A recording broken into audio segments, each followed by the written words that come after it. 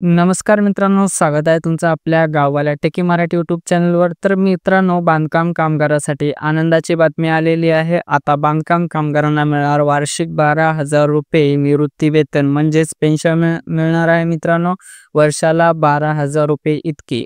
तर या व्हिडिओमध्ये आपण पाहणार आहोत की अर्ज कसा करायचा, पात्रता काय आहे, अर्ज कुठं करायचा आहे, तुम्हाला कागदपत्रे कोणती लागणार आहेत अर्ज करण्यासाठी, अशी संपूर्ण माहिती आपण या व्हिडिओमध्ये पाहणार आहोत.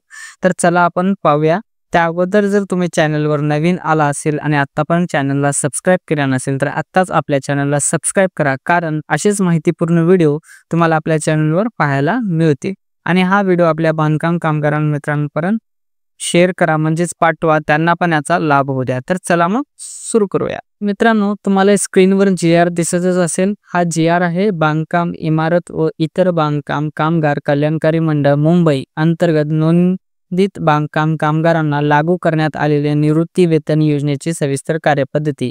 हा GR आहे मित्रांनो. पहा, हा GR 19 जून 2025 रोजी प्रस्तुत झालेला आहे, म्हणजे सादर झालेला आहे आणि याला मान्यता भेटलेली आहे. तर आता आपण याची प्रस्तावना वाचून घेऊया, म्हणजे आपल्याला मुळात कोणाला लाभ भेटेल, कुठं अर्ज करायचा आयडिया येऊन जाईल मित्रांनो. तर बघा, इमारत व इतर बांधकाम कामगार रोजगार नियमन व सेवा शर्ती अधिनियम 1996 च्या कलम 22 ब मध्ये वयाची 60 वर्ष, ठीक आहे मित्रांनो, वयाची 60 वर्ष पूर्ण झालेल्या मंडळाकडील नोंदित बांधकाम कामगारांना निवृत्ती वेतन देण्याची तरतूद आहे. याबाबत केंद्र शासनाने विशद केलेल्या आदर्श कल्याणकारी योजनांचे मार्गदर्शन तत्वाच्या अनुषंगाने संदर्भित दिनांक 28/3/2025 रोजीच्या शासन निर्णयाने मंडळाकडील नोंदित बांधकाम कामगारांना त्यांच्या वयाच्या 60 वर्ष पूर्ण झाल्यानंतर त्यांना निवृत्ती वेतन लागू करण्यास मान्यता देण्यात आलेली आहे.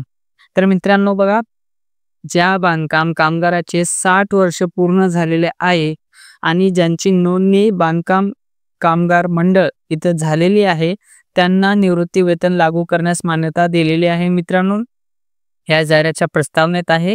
बाकी मी जाहिरात तुम्हाला डिस्क्रिप्शनमध्ये देईल, तिथून तुम्ही जे मी ठळक पॉईंट जे मेन मुद्दे आहेत ते सांगणार आहे, बाकीचं तुम्ही जाहिरात वाचू शकता, डाउनलोड करून घेऊ. तर आता आपण पुढं जाऊया आणि पात्रता निकष काय आहे योजनेसाठी ते पाहूया मित्रांनो. बघा, इथं पहिली निकष आहे, वयाचे 60 वर्ष पूर्ण केलेली व मंडळाकडे सलग किमान 10 वर्ष नोंदीत असलेले सर्व बांधकाम कामगार सदर योजनेस पात्र राहतील. म्हणजे ज्या बांधकाम कामगाराचे 60 वर्ष पूर्ण झालेले आहेत आणि ज्याने सलग किमान 10 वर्ष नोंदणी केलेली आहे, एका पर्टिक्युलर टाइममध्ये 10 वर्ष त्यांनी मंडळाकडे सलग 10 वर्ष नोंदणी केलेली आहे, अशा बांधकाम कामगार पात्र राहतील. सोबतच मित्रांनो, तसेच त्यांच्या कुटुंबातील पत्नी व पती दोघेही बांधकाम कामगार असतील तर ते स्वतंत्रपणे पात्र राहतील. म्हणजे मित्रांनो, एका परिवारामध्ये पती आणि पत्नी दोघं पण जर बांधकाम कामगार असतील तर त्या दोघांना पण सेपरेट योजना भेटेल, म्हणजे सेपरेट दोघांना पण 12,000 रुपये असं पेन्शन भेटेल मित्रांनो, ठीक आहे. आता अजून पाहूया, पती पत्नी सदर योजनेअंतर्गत निवृत्ती वेतन मिळत असेल तर संबंधितास दुबार निवृत्ती वेतनाचा लाभ मिळणार नाही. म्हणजे या अगोदर जर तुम्ही हे अर्ज करण्याच्या अगोदरच जर तुम्हाला निवृत्ती वेतन मिळत असेल तर मग तुम्हाला ही योजना मिळणार नाही, तुम्ही या योजनेसाठी पात्र राहणार नाहीये मित्रांनो, ठीक आहे.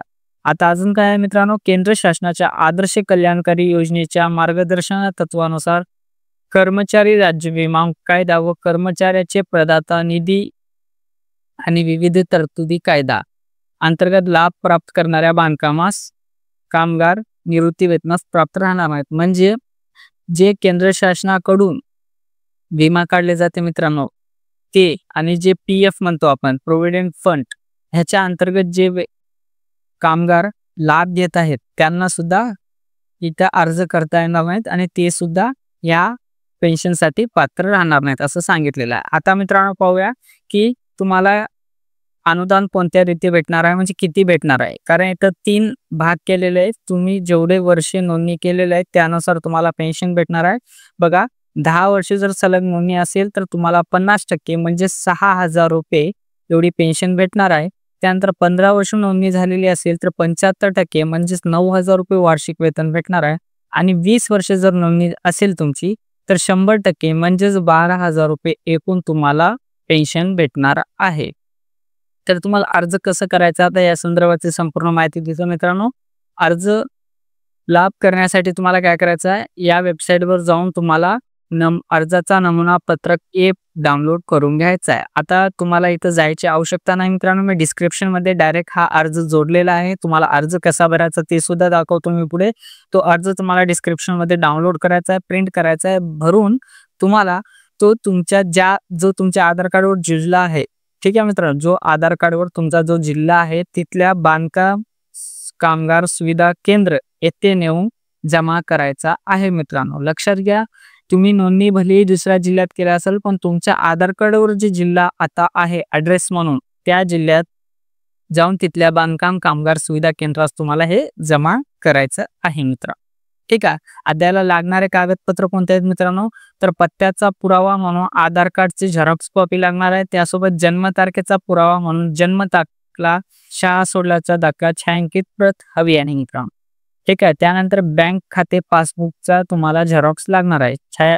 साक्षांकित छायाप्रत म्हणजे मित्रांनो झेरॉक्स कॉपी, त्याच्यावर तुमची सही केलेली असावी, सेल्फ अटेस्टेड असं सांगितलेलं आहे मित्र. ठीक आहे. आता हे तुम्हाला नेऊन कुठे द्यायचं आहे, तर तुमच्या जिल्हा बांधकाम कामगार सुविधा केंद्रात अर्ज भरून घ्यायचा आहे. त्याच्यासोबत हे पुरावे लावायचे आहेत आणि तिथे नेऊन तुम्हाला द्यायचा आहे.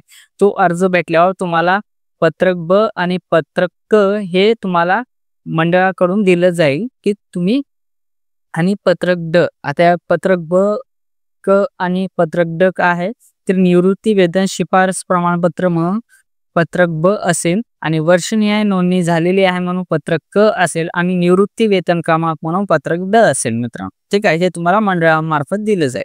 आता पुढे पाहूया आपण. दरवर्षी माहे नोव्हेंबरमध्ये मंडळाच्या निधी वेतनास बांधकाम कामगारास त्यांच्या हयातीचा दाखला पत्रक ई पुरावा स्वरूपात मंडळाकडे सादर करावा लागेल. त्यासाठी त्याने आधार कार्ड, मंडळाचे नोंदणी कार्ड व निवृत्ती वेतन क्रमांक प्रमाणपत्रासहित संबंधित जिल्हा कामगार सुविधा केंद्रामध्ये समक्ष उपस्थित राहून जिल्हाधिकारी प्रभारी अधिकाऱ्याकडून हयातीचे दाखला प्राप्त करून घ्यावे, जेणेकरून त्या वर्षीची निवृत्ती वेतन त्यांच्या खात्यात जमा करता येईल. म्हणजे मित्रांनो, तुम्ही अर्ज केल्यावर तुम्हाला दरवर्षी नोव्हेंबर महिन्यात मित्रांनो तुमचा हयातीचा दाखला हे तुम्हाला तुमच्या मंडळाकडून घ्यावा लागेल. जर तुम्हाला दरवर्षी बिना अडचण तुम्हाला जी पेन्शन भेटणार आहे ती तुमच्या खात्यात हवी असेल तर इथे त्यांनी स्पष्टपणे सांगितलेलं आहे.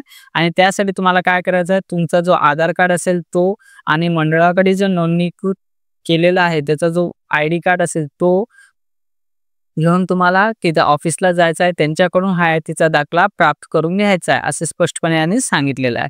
आता आपण अजून पुढे जाऊया आणि पाहूया की योजना कशारीत्या आपल्याला भेटणार आहे. तर बघा इथे मित्रांनो, सदर मान्यतेअंती प्रत्येक महिन्याच्या 10 तारखेपर्यंत संबंधित पात्र निवृत्ती वेतनधारक बांधकाम कामगाराच्या बँक खात्यात DBT इन कॅश म्हणजे डायरेक्टली मित्रांनो तुमच्या बँक अकाउंटमध्ये ज्या बँकेला आधार कार्ड लिंक आहे त्या बँकेत तुमचे जे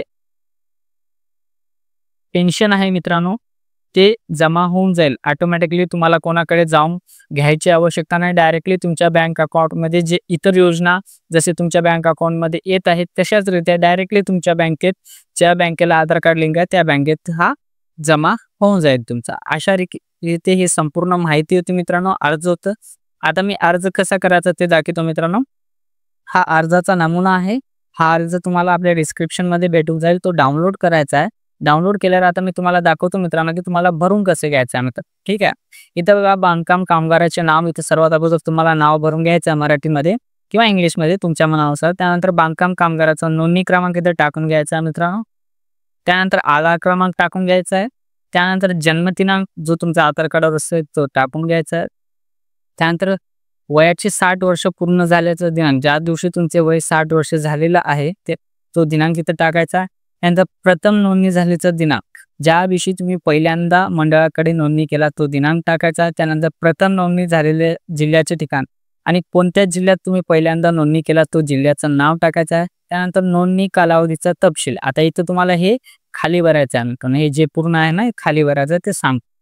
तर तुमचा जो पहिला नोंदणी दिनांक होता तो इथं टाकायचा आणि त्याची कालावधी काय होती इथं टाकायचा आणि जिल्हा कोणता होता इथं टाकायचा. अशा रीत्या तुम्हाला हे संपूर्ण भरून घ्यायचं आहे मित्रांनो. जे पण 5 रकाने ते इथं भरून घ्यायचे. त्यानंतर आता त्याच्यासोबतच तुम्हाला तुमच्या बँकेचे डिटेल्स द्यायचे, जसे की बँकेचं नाव, कोणत्या बँकेत खातं आहे, त्यानंतर खाते क्रमांक टाकायचा आहे, त्यानंतर बँकेचा एक IFSC कोड असतो तो तुम्हाला इथं टाकून घ्यायचा आहे आणि इथं विम्याचे कर्मचारी राज्य विमा कायदा अंतर्गत लाभ घेत आहात का ते सांगायचं आहे मित्रांनो. ESI मार्फत काही लाभ घेत आहात का, नसेल तर नाही करायचं, असेल तर हो करायचा. त्यानंतर प्रोव्हिडंट फंड म्हणजेच PF अंतर्गत लाभ घेत आहात का, असेल तर हो करायचं, नाहीतर नाही इथे लिहायचं आहे मित्रांनो. त्यानंतर उपरोक्त प्रमाणे सादर केलेली असं सोयी घोषणा आहे आणि ते तुम्हाला तुमची नाव लिहून घ्यायचे आणि सही करायची. अशा रीती हा फॉर्म भरायचा आहे.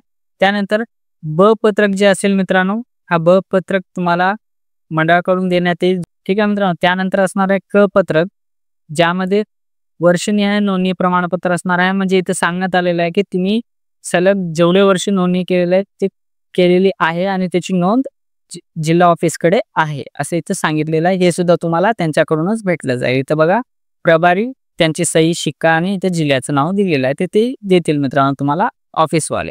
त्यानंतर पत्रक द हे निवृत्ती वेतन क्रमांक प्रमाणपत्र असेल मित्रांनो. जेव्हा तुमचा अप्रुव्हल होऊन जाईल, म्हणजे सँक्शन होऊन जाईल, तुम्हाला 12,000 रुपये मान्यता प्राप्त होईल, तर त्यावेळेस तुम्हाला एक निवृत्ती वेतन क्रमांक, ज्याचा नोंदणी क्रमांक असतो, तो तुम्हाला दिला जाईल आणि त्याचा हा प्रमाणपत्र असेल मित्रांनो. ठीक आहे. तर अशा प्रकारे तुम्हाला हे प्रिंट करून घ्यायचं आहे फॉर्म आणि हे संपूर्ण माहिती भरून घ्यायची आहे. सांगलेले जेवढे कागदपत्र आहेत ते झेरॉक्स कॉपी जोडायची, त्याला सेल्फ अटेस्टेड करायचा आहे आणि तुमच्या जो पण आधार कार्डवर जो जिल्हा आहे त्या जिल्ह्याच्या बांधकाम कामगार ऑफिसला नेऊन जमा करायचा. तर हा व्हिडिओ कसा वाटला मित्रांनो नक्की कॉमेंटमध्ये सांगा. तुम्ही कोणत्या जिल्ह्यातून हा व्हिडिओ पाहतात ते कॉमेंटमध्ये सांगा आणि व्हिडिओ आवडला असेल तर लाईक करा आणि आपल्या इतर बांधकाम मित्रांना सुद्धा हा शेअर करा, त्यांना सुद्धा याचा फायदा होऊ द्या. तेव्हापर्यंत जर तुम्ही आपल्या चॅनलला सबस्क्राईब केलं नसेल तर आपल्या चॅनलला सबस्क्राईब करा आणि बेल आयकॉनला क्लिक करा, कारण अशाच महत्त्वपूर्ण व्हिडिओ आपल्या चॅनलवर पाहायला मिळतील. तर पुन्हा एकदा भेटूया मित्रांनो. तोपर्यंत जय हिंद, जय महाराष्ट्र, राम राम मंडळी.